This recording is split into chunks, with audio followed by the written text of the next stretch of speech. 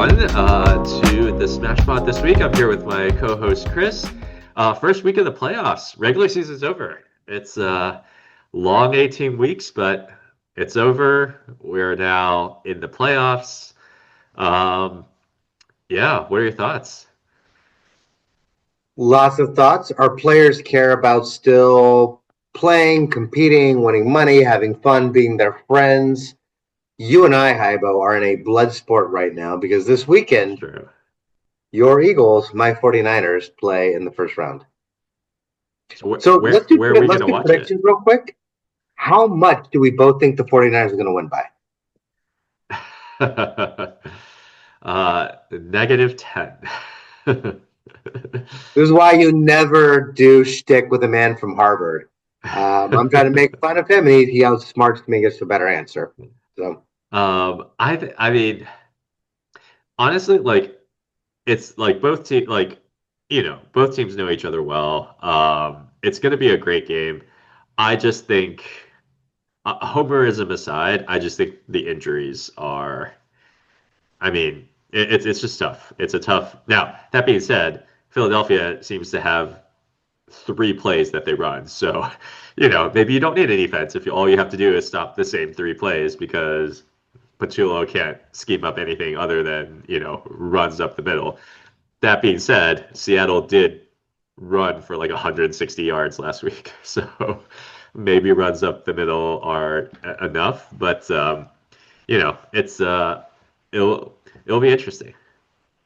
Yeah, I think the real key will be our offensive line. I think our defense will hold up okay. Your offense will be good. Yeah, Barkley will rely on him more than Hurts because you can run against us. Um, we've been playing pretty well. Purdy had been on fire. If you watched the game last week in Seattle, the real difference is that they had a pass rush and they got to Purdy in like a second. Like it was super fast. He didn't have great pass protection before, but he like within a second, they're in the backfield, and our lack of investment in the offensive line really showed. Mhm. Lucky for you, Philadelphia also has has a pretty strong pass rush. It'll be interesting. Like Purdy's been on fire. Like it's going to be a great offense against a great defense, and then a banged up defense against an offense that can again seem to only call three plays that are ineffective. So we'll see. We'll see how it goes. But yeah. So where are we going to watch the game? I don't know. The Eagles bar was really fun. I think there's a Niners bar too, but I feel like we need more neutral territory. So if you're watching this podcast, drop your suggestions in the chat if you're in Chicago. Otherwise, let's find something. We definitely have to watch the game together. Um, the Packers and Bears, I believe, play right after. I think that's the Sunday. Is that Sunday night game? No, they play Saturday night. I only know because I'm going to the IO Shakespeare here in Chicago with a friend, and so it's right after. Shay and John are going to watch the Bears game, and some friends of ours. And I'm going to go do something different, which Oh, I okay. regret now, but I'd already committed. So I see. Okay. All right. In that case, that's better. I was going to say, I originally thought they were right after the game, in which case it's like every bar in Chicago is going to be a Bear. Like, you know. yes. Um, so What about the turtle racing bar? We could watch the game and watch some turtle racing. it's only Fridays Okay. for turtle racing. Otherwise, it's just a regular dive bar, which, is totally fine. But no turtles, unfortunately. Okay. But Well, look for listeners. There's a few competitions going on right now. You've obviously watched the fantasy football. We wear the hats. We have our teams, and we're competing there. I do at least need to briefly bring up that Haibo got me subscribed to the New York Times Games app, and he doesn't know this, but we have a uh, very intense competition there. And the way this works is every day you can see your performance against your friends, and I try my hardest. And when I beat Haibo, I'm swearing, flipping the phone off, celebrating. Meanwhile, he doesn't know. He's like sitting there like SpongeBob, like having fun, like, oh, I played a game in 5 minutes and did well. And I'm like, death race. So it's kind of embarrassing. It's like 50-50. So I need to learn some tips to step my game up. Um, I will say, like, after telling me about this, I went and looked at the stats, and honestly, I'm very impressed at how good you are at connections. I am not good at connections. I would say I don't think I've had a streak in connections longer than like eight. I feel like, it just there will be a substantial number of days that I just don't get it at all. So I'm impressed at, even just being able to get it every day, like, because I don't get it every day. Well, so I think if I had to describe both of our brains as a movie, my brain is the Prestige, and your brain is what was it called? 21. Most of them were the Harvard kids went to Vegas and like ripped off the MIT casino. kids, MIT kids. MIT kids. So sorry, those dumber, less intelligent kids than Harvard It's went not and ripped how off the casino. high. Do you remember You that? know, do I remember that? When I was in college, me and some friends hung out and did some things I want to admit to on recorded video, and I hated it. They love playing the movie. I prefer to play video games. And to this day, in my head, I can still hear pass the ball, J Rock, and study high, take the test high, and get high scores. So I do, I do remember too well. Yeah, I like to think that is not how my brain works at all. But No, no, no, 21, 21, not how high. I 21, compared you to 21. the ones who ripped off Vegas. Um, I mean, Prestige that was a trip. That was a trippy movie. Um, it was excellent, but Might yeah, have been my first Christopher Nolan movie, and he's made a lot of good ones. yep, yeah. Um, Other playoff predictions. Do you have any just general, I don't know, do you have just general hot takes? I don't know how hot it is anymore, but I like the Jaguars a lot. It took him a few weeks. It took Liam Cohen a little bit. They're playing really well. Jacoby Myers has really helped them. I'm in a pick'em league, and so I've watched all the lines and the games, and the Bills have just been struggling. So they're still the popular pick, but I like the Jaguars in general. I'm going to pick the Jaguars, and we'll talk a little bit about our weekly competition this week. But as you'll see, I leaned on the Jaguars against the Bills, so I think just need to retool a bit. Mhm. Um, my How hot about you? take is Steelers over Texans. Okay, Um, that is pretty hot. If you are right, then my team might be in trouble. I think Texans obviously, like, I just don't trust the Texans offense. And obviously they have an elite defense, right? An elite defense, but you're going against one of the craftiest, yeah, he's old, but Aaron Rodgers has more or less seen everything that you could possibly see, right? Is he And missing like a toe or something? I thought Rogers is struggling in many ways. I mean, he's struggling. I mean, but I could see this game being something like 13-10 Steelers. Like, the Texans, offense just doesn't go anywhere, and Rodgers does just enough to, like, you get DK back, just get within field goal range three or four times, and it becomes like a low scoring 13-10, 12-10 type game. Um, It's great. We've got another competition that you don't care about, and I will stake my entire life on. yeah, could go play some bets there.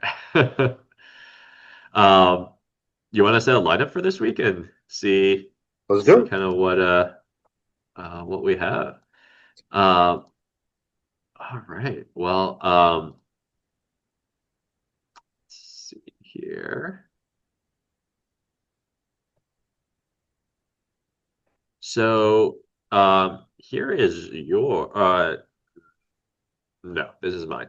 Um, Let's see. Here is yours. So, by the way, we do still have tournaments running all through the postseason. So, go check out our Wildcard Weekend.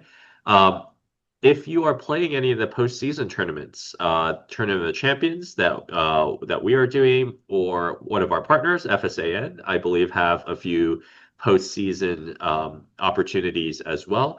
I'll say real quick about this Fantasy Sports Advice Network. They're an amazing site. If you've not visited them, uh, they're not tied to a single platform. They have advice. They have ways you can kind of like earn points. They have tiers. Go check them out. A lot of really cool stuff. We love them, and I actually won one of their jersey leagues this year. So we'll be competing on our own site. Hopefully, not a conflict of interest. We'll let Tyler decide if it is. But awesome site, awesome partners. You should check them out. Yeah, absolutely. Yep, definitely go check them out. And they are also holding, I believe, a postseason tournament, so you can join that and play in the postseason as well. Cash prizes there. I think the winner gets something like $250. So not bad for setting a lineup for a couple of weeks. Yeah, oh yeah, that's pretty good. Uh, all right, Chris, you want to talk about your lineup? Yeah, so this goes off what we talking about a minute ago, right? I believe in the Jaguars. I think they're playing really well. I think Lawrence has been extremely underrated. I also think the Bears have a pretty good chance. So you can see here, I've got Lawrence, Etienne, and or Etienne and the Bills have not been great against the run. And then I kind of wanted one of the receivers too, but ultimately kind of backed away. Also, a lot of Bears. I think they'll do pretty well against the Packers. Packers defense, though, I don't think it's going to be super high scoring. But Duvernay is a kick returner who's at receiver. I want a specific receiver to not take up one of my running back slots. I think Loveland, given some of how they still have some injuries, some questionable players, and he's really gotten some good chemistry with Caleb Williams. I like him as a tight end, who's a bit cheaper. And then I love the running backs here. We talk about ETM, but obviously CMC. Kyron Williams, they bubble wrapped at the end of the season, but Blake Carm banged up. Kyron should get a full load again in the playoffs. Jaguars defense, again, it's not bad. These are all playoff teams, but I still think they can run on them. And then maybe the opposite of Haibo. I see old Aaron Rodgers, mediocre Aaron Rodgers. And so I'm loading up on that Steelers defense. I mean, isn't Aaron Rodgers the same age? Are you and Aaron Rodgers the same age? No comment. But Because I'm also not playing the Houston Texans this weekend. I am drinking beers at a bar with you watching the Eagles and Niners. Look, if I, Aaron Rodgers is drinking beer watching the Niners game, he could probably outdrink me. I would bet on him and not the Houston defense to outdrink him. well, no, just when you say old and gimpy Aaron Rodgers, I would say wise and sly and knows all the tricks. Aaron Rodgers, Oh, by the way, I realized this is confusing me because I had taken the screenshot and you like put it in here. The $1,000, I believe there's also an extra credit card on Centos. Oh, was there an extra credit card? Okay, I forgot about that. Uh, I here, wonder if I had forgotten to spend 1,000, but there we go. Gives me a little bit higher on the projected. So all right. 143. Mine is not that high. So mine is 129. Um, I am going with Bryce Young, and Goldfish Memory. He was one of the lowest cost quarterbacks. I also think the Rams are going to destroy him. So I have both I thought about doing your Goldfish Memory takeaway car combo, but ended up not having the money for it. But I think the Rams are going to destroy him, and so have Goldfish Memory and then divided loyalties. So basically, he gets a boost if they lose, which I would be shocked if Carolina upset the Rams. agree. Um, Similarly, you had McCaffrey and Kieran Williams. I do too. I do think both are good. I actually think McCaffrey's like, again, I think I've said this for it was like, I think McCaffrey is basically the entirety of the Niners. We talked about all the injuries they had last week, but probably, their best player has not been injured this season and has just been on a tear. So um, So I have run CMC and chess piece on McCaffrey. I think if you had played those two cards on McCaffrey the whole season, you'd be doing extremely well. There was a few games when he was getting like what 10 receptions or something, something crazy. Um, if I had not put in Duvernay with the special teams ace to like gain some more points to use elsewhere, I actually was about to put chess piece and McCaffrey as well. That's a very strong call. and then outside of that, I have Saquon as my again. I think the Eagles are going to be able to run on the Niners defense just like last week. Um, my receivers aren't super strong, but I really like my Jacoby Myers. I think when he got to Jacksonville is when they really kind of they stopped putting Thomas Jr., in that middle intermediate, short intermediate route, had him go back to being that stretch the field, long Yep, threat.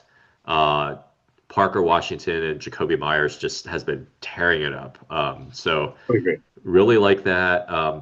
You never know with the Packers wide receiver. I think Watson has the biggest upside out of all the receivers, but you never really know. Kittle is a little banged up, I think, but I think he's going to play. And Kittle's been awesome when he's played.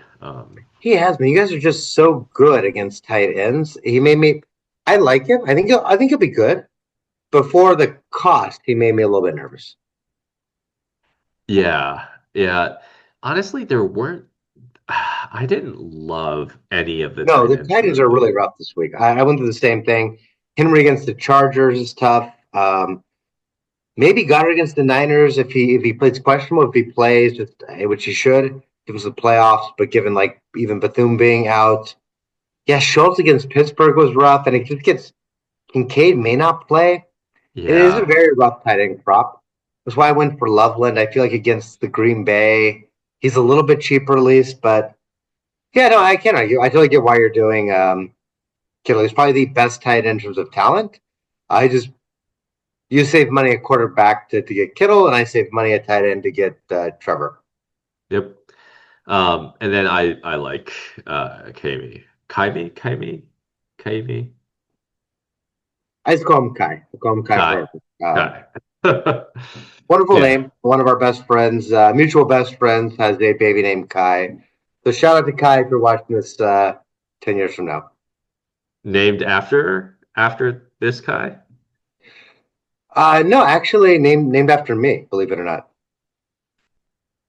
Should I No, it's start not true. calling you Kai now? No, just they like the name. It was Yeah. Uh-huh. Nice. but Nice. It's a good name. Haibo's kids are both named after me, so that was an honor I will never forget. Chris and Chris too. Chris 2 and Chris 3. Haibo and Linda were just really excited. They're like, we're just so happy to have you in our life. Everybody needs a mediocre white friend. So both kids right there. Both kids. Both kids. All right. Well, we will see. I mean, yeah, it's gonna be a good week. Wait, Yeah, I actually well, don't know what happened. Should we check last week's results real quick before we call it a night? I don't what did, uh, We did something. I just this is one of the few times I did not actually see the results. I can kind of go try to go backwards myself. no, I didn't set a lineup last week. It may be Okay. 2 weeks ago. It may be 2 weeks ago that we did it. Uh, Did we record something last week? Or are we both out with the I could have sworn we did something. no, we did, but I don't think we picked a I don't think we set a lineup. So the prior week for the holiday special, we did one where we picked the holiday special lineups. And I believe you embarrassed me in this one.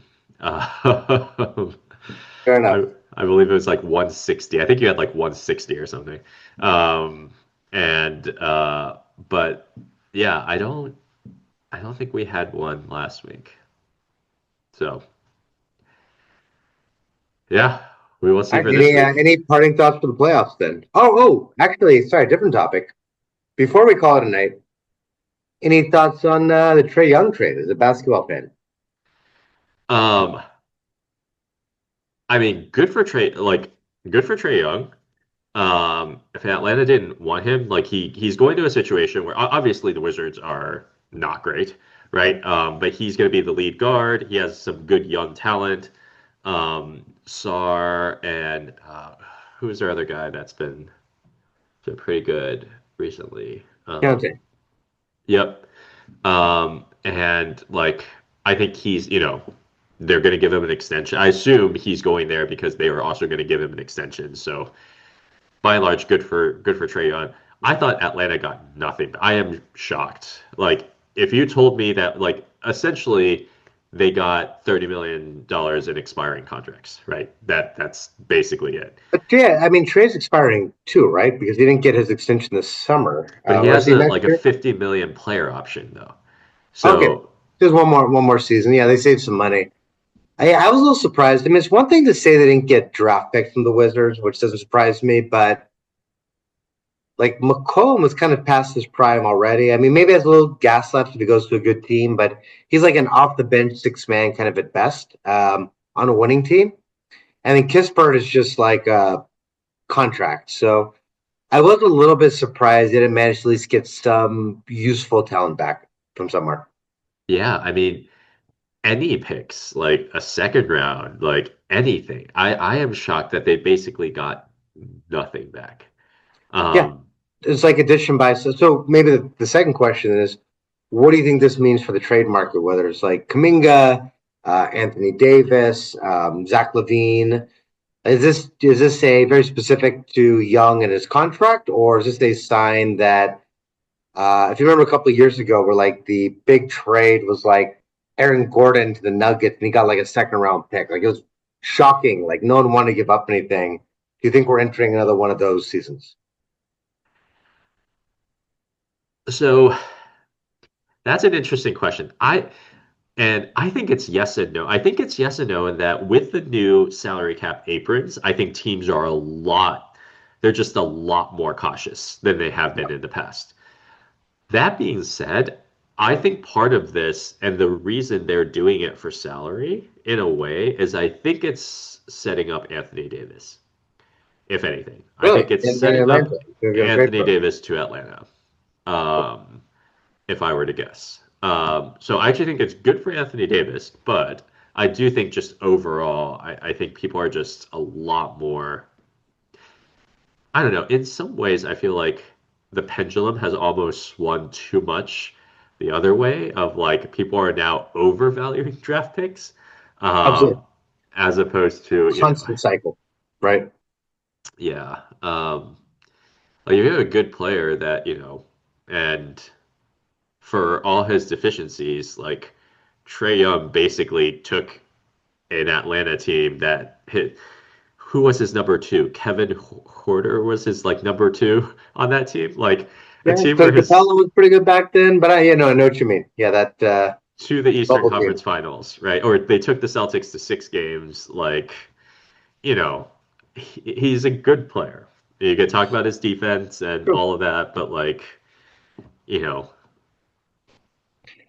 Yeah, it's been a weird year. Like those ball handling guards are just for more scorers, we're just more to value. The Kings had trouble trading Malik Monk, right? Like Clarkson went for nothing to the Knicks. He's actually been pretty good. I, I agree those players were overrated before. I like all around players. I like guys who can play defense. Longer conversation than this, but yeah, I mean, I think they were overrated before, but it does feel like the pendulum swung too far the other direction. You yeah, see this happen in the NFL too. Like in the NFL, like draft picks and salary cap is even more important. But you've seen like, I mean, if you look at what the Niners got, like they got both Trent Williams and CMC for embarrassing prices, and they're not the only ones. There's a whole period there of like 5 years where like all pro players were going for like a third round pick because yeah. teams didn't want to give up anything. And suddenly they're like, oh, wow, like we're making a mistake. This is actually not the way to manage.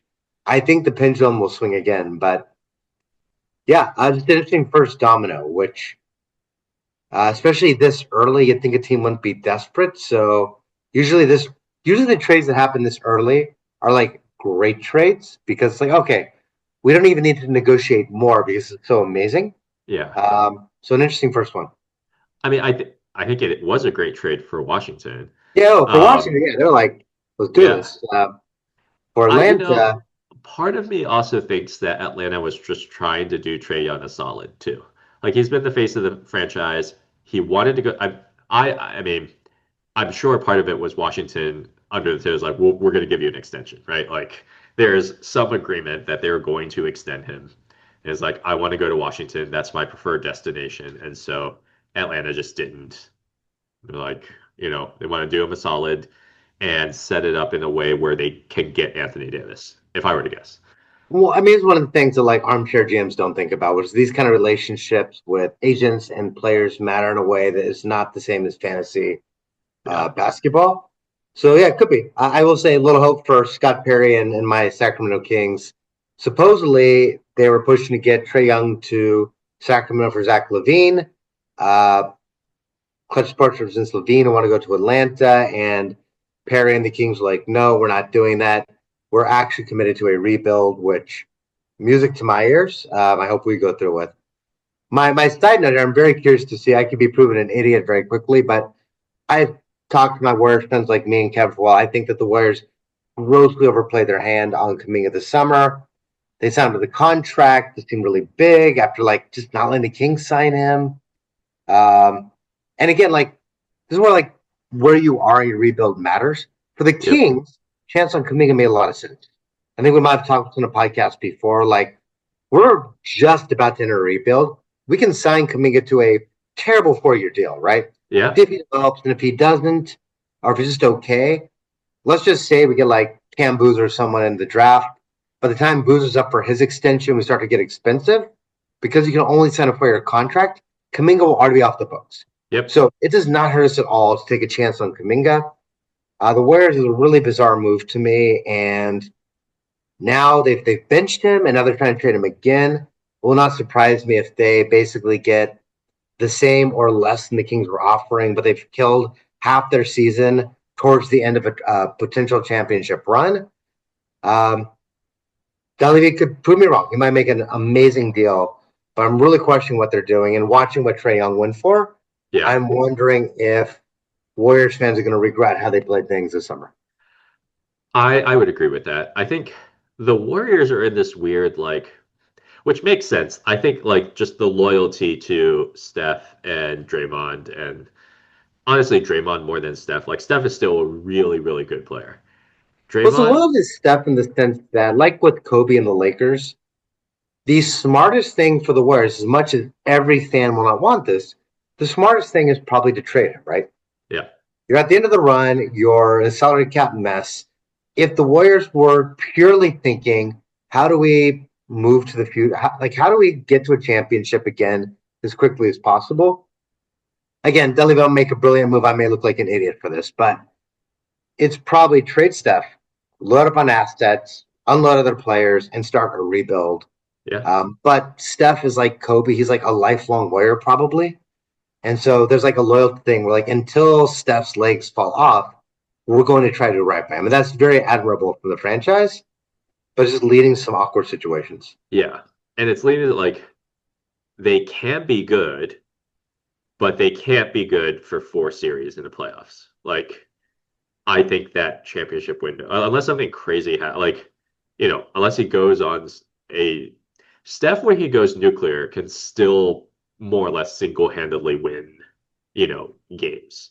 Um, but he's gonna like, given how strong the West is, I don't see the Warriors They making. needed one more player, and I'm not saying it would have happened the other way, but at least feels to me like if they had just let Kaminga go this summer and traded him for a protected pick and a couple of young players. I mean, maybe the Kings weren't the best offer, who knows? But if we were, you could have gotten a couple of young guys from us. You could have gotten expiring. You could have gotten protected first, and that might have given you a better chance to try to go get another good player whose team was trying to get rid of him. Yeah. versus Kaminga right now. You've got a expensive, disgruntled player, not even the lineup. You can't even start him. Um, we'll see what happens. Yeah. We will see. We will see. All right, man. Let's find a good place to watch the game this weekend, and we'll have our blood sport. Maybe we can live stream for some of the listeners. Yeah. Yeah. We'll see each other this weekend. We'll live stream me drinking a beer in celebration as Haibo cries either over the Eagles or over me going 3-0 on the New York Times games. We will see. All right, buddy. All right. Have a good night. Yep. Have a good one. Bye. All right, buddy.